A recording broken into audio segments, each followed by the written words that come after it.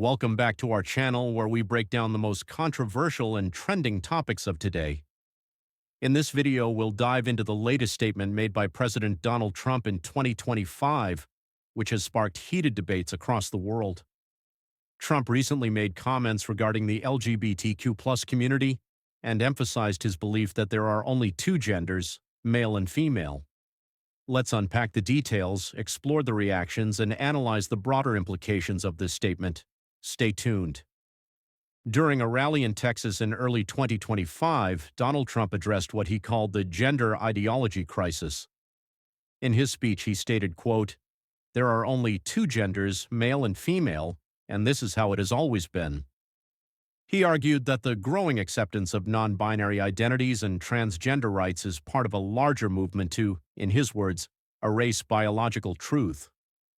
These comments came as part of his broader criticism of progressive policies and educational curriculums that promote gender diversity.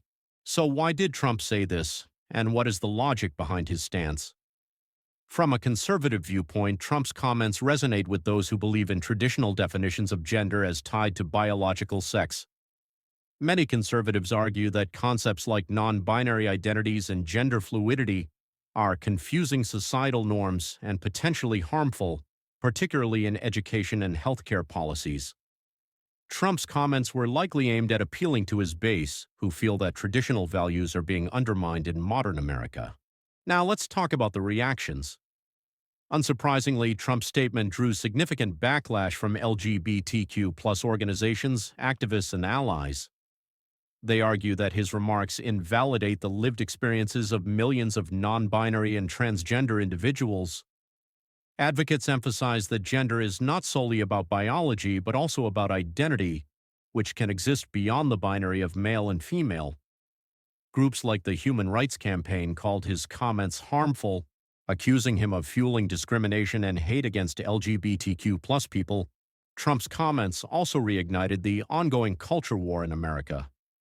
This debate isn't just about words, it impacts real policies, such as healthcare access for transgender individuals, the inclusion of gender studies in schools, and legal protections for LGBTQ+ people.